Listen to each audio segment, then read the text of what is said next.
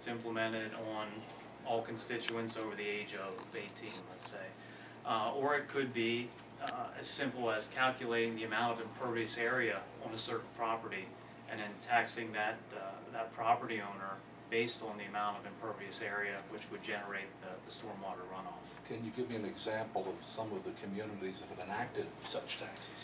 I know the city of Philadelphia is one that has certainly done it in the state of Pennsylvania. There are a number of other smaller communities that have done it as well. The Philadelphia model, quite frankly, doesn't fit in Lebanon County, but they were really the leader in doing the implementation of this in the state of Pennsylvania. Joel, you have a question? Well, I did have, but I saw some others as well. Oh, you're next. Okay. When you have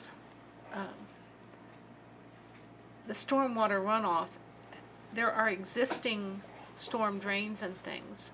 Would you be grandfathering certain, I mean, how far have you gotten along with this? Would there be grandfathering for certain existing drains, or would this cover those as well? That's an the ones excellent, in West Lebanon. it's an excellent question. Actually, we're waiting to see what the regulations that are going to come out at the beginning of August say. There has been talk that they're going to require retrofits on existing stormwater, and that would be implemented through the Environmental Protection Agency. Now, the State Department of Environmental Protection, they're fighting that, and they're saying basically all new stormwater facilities and infrastructure should fall under this category. Like new developments and that sort of thing. Right, but there should be a grandfathering. So they're negotiating on those types of things right now, and we won't know until the information comes out in a couple weeks what the requirements actually are. Wow.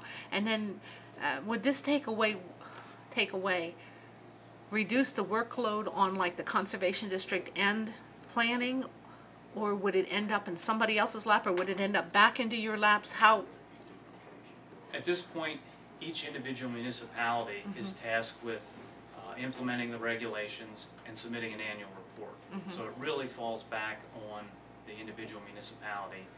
And in our case, the County of Lebanon, because we own campus type properties, we're also a permittee. So it would fall back on the local municipality. And that's one of the reasons why we're getting this group together is nobody at the local level, at the municipal level, is an expert on this.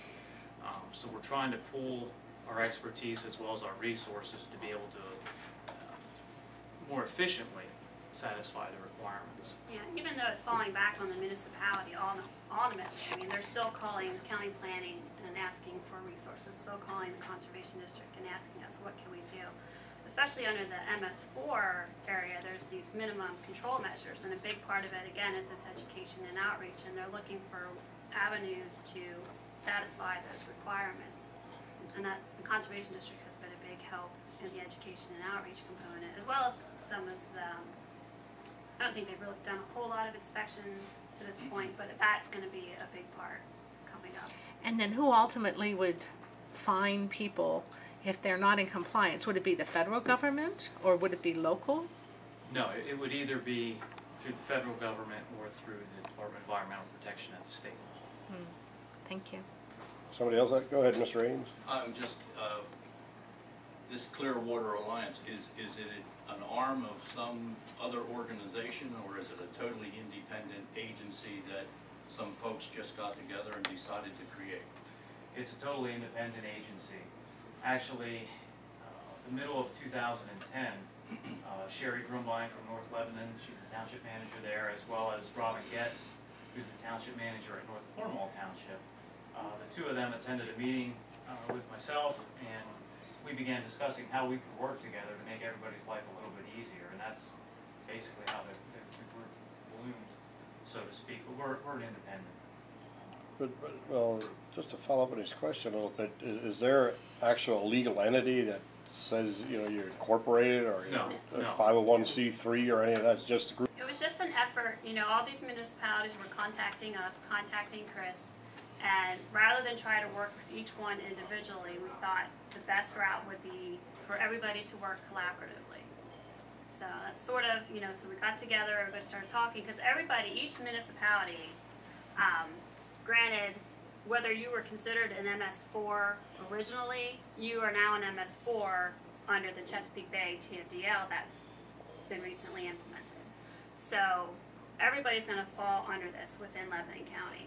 And so everybody's gonna have to meet or do these requirements from DEP and EPA. And we just thought the best way would be for everybody to work together to meet these requirements. Am I wrong, or were there municipalities in Lancaster County that got hit pretty hard because they didn't do something proactive to show they were Yes. working towards resolution? Yes, the EPA actually came in and did a series of inspections. It took several weeks there, and there were some fines to individual property owners and maybe the county. I'm not sure there in that instance. Do you but yes, have any range of what those fines cost people? I do not.